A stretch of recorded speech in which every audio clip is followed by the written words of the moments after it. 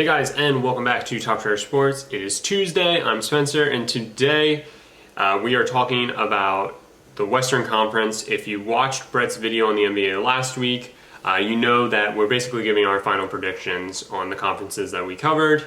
He covered the East, and we kind of took a look at off-season reviews and kind of season previews for each team. We're now kind of doing that, but we're condensing it all into one solid list and giving our final predictions on where each team will finish. So go check out his video on the Eastern Conference, see how he thinks that's going to all shape up. I'm going to cover the West. I'm also going to give two teams that I really expect to surprise us this year and two teams that I think could actually disappoint in some ways. We'll get into it. So I don't have a fancy whiteboard like Brett. I'm working off of my laptop here, so apologies for that. Without further ado, let's jump into it and start with number 15, the Phoenix Suns. The roster really didn't get any better, and the offseason was filled with overall questionable moves. Sorry, Dario, you're on another process team. They finished dead last in the West last year. I fully expect them to put together another sub-20 win season this year. Given how stacked the West is, real quick, the Suns are a team that just doesn't fit. There's a lot of talent in the West, and there are a lot of teams that probably should be playoff caliber teams that are actually going to fall by the wayside because of the talent that's there. The Suns don't even shape up in any of that. So no doubt in my mind they're going to be the worst team in the West yet again. Hopefully they make something of their first round pick next year. All right, next up, the Grizzlies. Now, they finished 12th last season, and the addition of Ja Morant should have their fan base excited. That being said, everything I just said, the West is a dangerous place. You shouldn't journey out there alone. And with the Grizzlies, it's really just Ja Morant who's out there, doing anything for them. They don't really have much around him. It's going to take a lot for them to overtake some of these teams. All right, at 13, I may get some heat for this, but I'm putting the Timberwolves, who finished 11th last year. This is an underwhelming team outside of Karl Anthony Towns and Andrew Wiggins. I personally hate that they literally did nothing this offseason to try and help one of the best big men in the league. When it comes to big men, sometimes I have a hard time saying Joel Embiid, one of my favorite players, is better than Karl Anthony Towns. Karl Anthony Towns is an outstanding player, and the Timberwolves are just wasting him.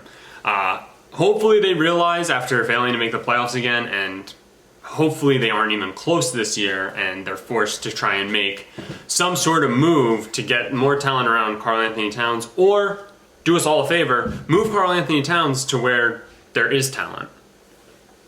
Coming in at 12th, I have the Spurs, and seeing them this far away from the playoffs is really hard to predict, but nonetheless, here they are. They're always, somehow they find a way to make the playoffs. They finished 7th last year, and they still have a really solid roster. It's just that, once again, the West has a lot of other teams, and they're just teams that are, just ahead of them that feel like they're more bound for the playoffs. That being said, the Spurs could impress and, maybe pull it off, but I find it very, very unlikely. They've got really good ballers on this team, and in another universe, maybe this team does make the playoffs. That being said, they're more than capable of getting wins. It's just, are they capable of getting wins against these other Western Conference teams? The answer there is probably no. At 11, I have the Thunder. They finished 6th last year. So you're probably thinking, there's no way that Russell Westbrook is that important to this team. But yes, Russell Westbrook is that important to this team. The fact that they lost him and Paul George, there's not a lot that the Thunder can do. And yes, Russell Westbrook and Paul George are way better than Chris Paul, Danilo Gallinari, and Shai Gilgeous-Alexander, the guys that they basically got in return for them. It's still a competitive team. Chris Paul still has a lot to offer at his age. There's just not enough there to get them past some of these other teams. So once the playoffs come around, this is definitely going to be a team on the outside looking in. All right, next up I have the Kings at 10. I'm a big believer in the Kings. They have a really speedy backcourt in Buddy Hield and De'Aaron Fox. These guys are extremely athletic. They impressed us last year by finishing 9th. They just missed out on the playoffs. I expect a similar outcome for them this year. They didn't really do enough to boost them up. They've got a really young athletic core, so they could surprise us. They're also a team in my list that they have a chance of falling way short of my expectations and finishing a lot worse than 10. Well, I guess you can't really finish much worse than 10th. But they also have a chance of exceeding my expectations and potentially being a playoff team. So I feel like 10 is actually a really good spot for them.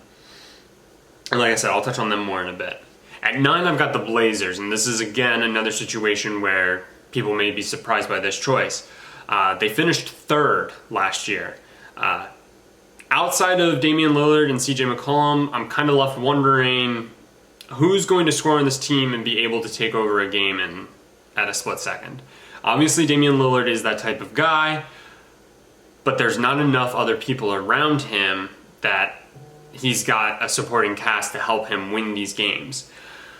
They've got good guys off the bench, so depth shouldn't, be an issue for them. Basically, when I say that I have them at 9th, I'm kind of saying look at them as tied for a playoff spot in my rankings, more so than just missing, because at 8, I have the Pelicans. Similar to the Kings, this ranking could be too high, this ranking could be too low. We really don't know what to expect from this team. 10 to 6 for my rankings is kind of a crapshoot, so I just kind of gave my best guess as to how I think those 5 teams are going to end up, and I unfortunately have the Kings and the Blazers as the teams missing out, and my first team making it is the Pelicans. Every part of me wants this young Pelicans team to impress. I mean, they've got Brandon Ingram, Josh Hart, and Lonzo Ball thanks to the Anthony Davis trade.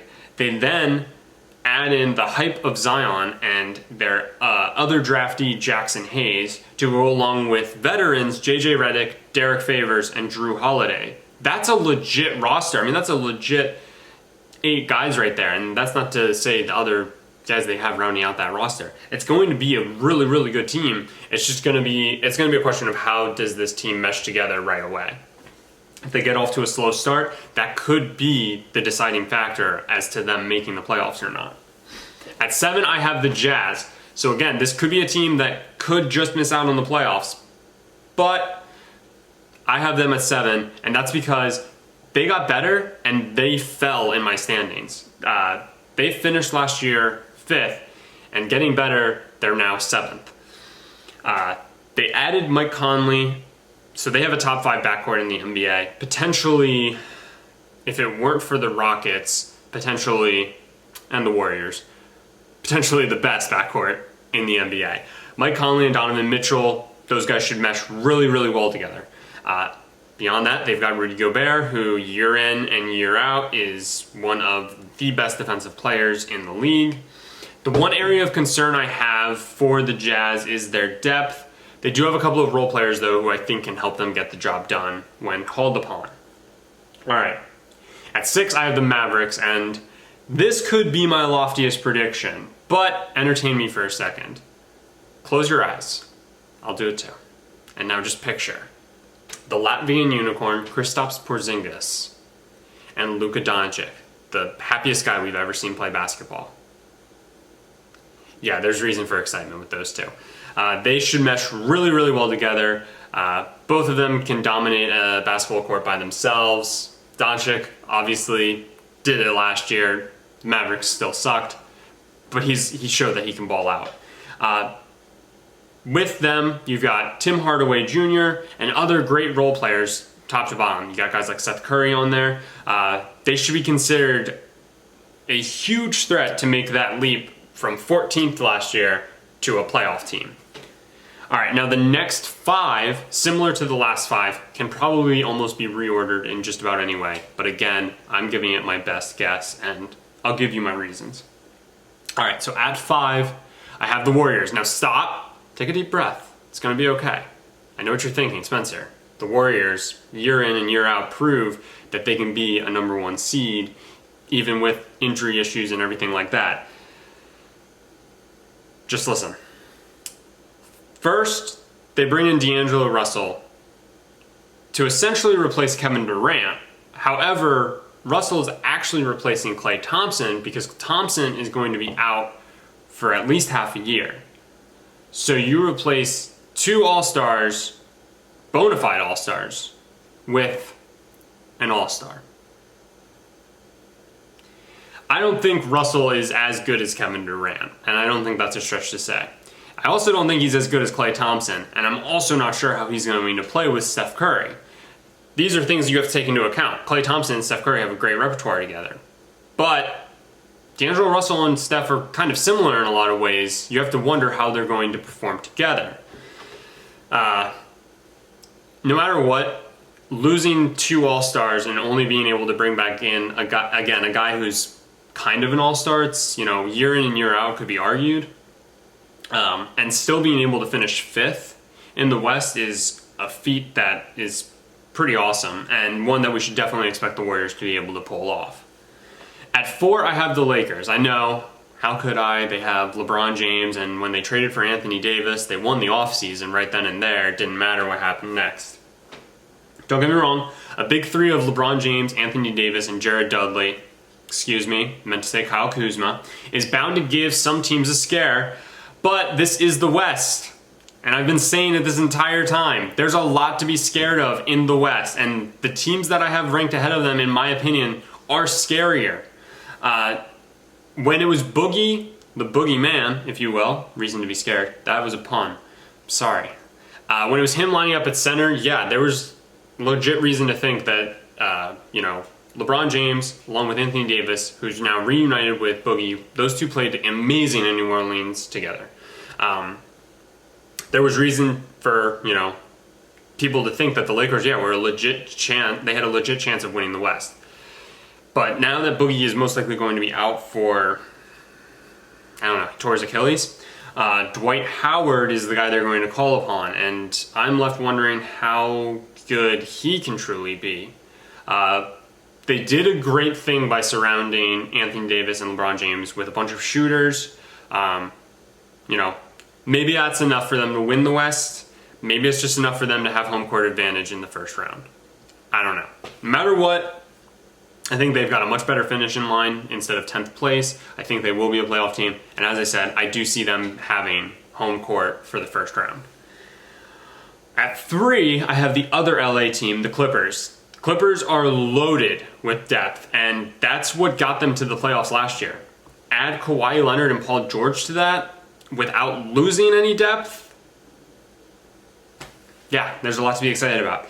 These 2 play exceptional defense as well. So when you look at these 2 against some of the other duos, especially the guys who I'm about to talk about, there's a lot to be excited about in how they can shut down a game. Again, there's so much depth top to bottom for the Clippers that they have a legitimate shot of winning the West. Again, a lot of these teams do. All right, at 2, it's the Houston Travelers. Damn it, the Rockets. Sorry, I meant to say the Rockets. James Harden is a perennial MVP, and at this point, he can carry a team of nobodies. This year, he gets a huge upgrade from Chris Paul to Russell Westbrook, who, for years after Harden was no longer in OKC and after Kevin Durant left, we saw him carry a team of nobodies. So Russ and Harden can take that team of nobodies together to the playoffs and potentially to a number 1 seed in the West, especially because they've got guys like Eric Gordon, Clint Capella, and then a bunch of nobodies. There's a lot to be excited about for the Rockets, but I will be talking about them in a second. All right. Lastly, this is probably the team that most people will disagree with me on. However, I like what this team has to offer. I'm talking about the Nuggets. Nikola Jokic, the Joker if you will, has done nothing but impress since joining the league. And the Nuggets have done good to surround their star with key role players.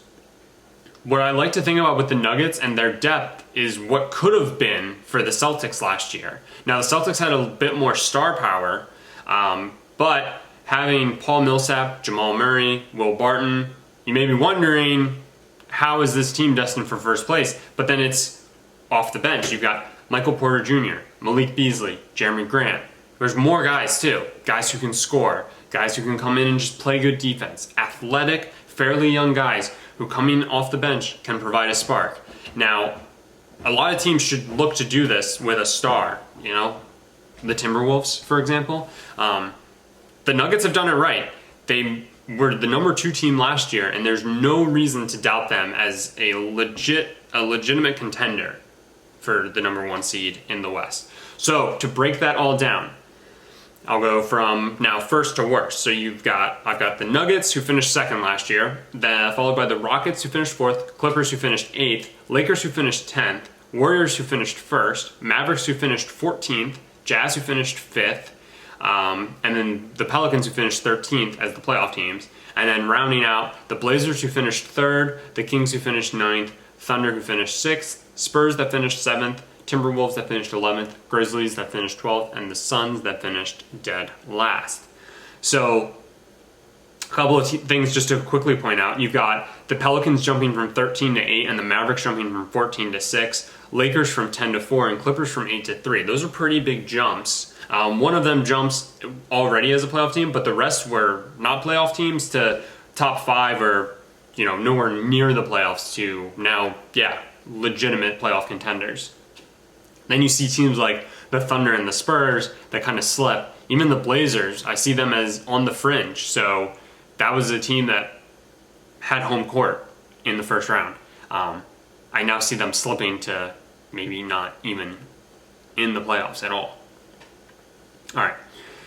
So now what teams are the ones that could surprise the most? So first I'm going to go with the Kings. I have them at 10th. They last year finished at 9th, so they already surprised in a lot of ways. They didn't get worse. They only got better. And the young core that they have are going to get better as they play. While I have them just outside the playoffs, as I already said, there's a real good chance of them making the playoffs and surprising a lot of teams. While there is a chance that they could fall even further. I would hedge my bet, though, that if they're going to do one or the other, it's that they're going to surprise more than likely than they are to disappoint. The other team that I think has the best chance to surprise is the Pelicans. I also have them as a playoff team already, but again, my 10 through 6 could pretty much be reordered in any way, and I wouldn't be too surprised. The Pelicans have so much to be excited about, though. Depending on how this young core meshes together early on, they have a chance at battling for a top 5 seed, in my opinion. Now, again, that would require them to knock out a team like the Warriors, the Lakers, Clippers, Rockets, Nuggets. These teams that are very legit, have been legit, you know.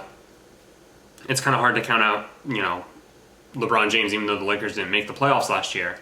But the Pelicans have a lot of talent, and there's a really, really good chance that if they come out playing great basketball right away, that they could impress and take it real far. Now, teams with the biggest chance to disappoint. In my opinion, the Lakers need to be on watch. I can't see them not making the playoffs, so I don't want to jump to that conclusion. But we also thought the playoffs were given last year once they got LeBron, and that didn't happen. So if a slow start happens, there's a good chance that that leaves them just barely in instead of safely in the top half of the playoff teams. We saw this with the Rockets last year. They got off to a really slow start. They looked like they weren't going to make the playoffs. I mean, but that was also, 2, 3, maybe 2 months into the season. That being said, they still finished 4th. But it can happen. So we should be wary in the moves that the Lakers have made in instantly giving them the Western Conference title. Lastly, I have the Rockets. I'd like to think that Russ and the Beard have it all figured out, and they'll be everything that the Rockets need them to be to win the West. But James Harden and Chris Paul couldn't agree on a lot last year. I'm not saying Chris Paul doesn't have an ego bigger than Peyton Manning's forehead, but Russ somehow has an ego that's even bigger. There could be trouble in paradise for this team in the final seconds when James thinks that he deserves the ball, but Russ thinks he deserves the ball. And how could James cheat on Russ like that and date Russ's mom and all this other drama that could potentially happen? This is a playoff team no matter what.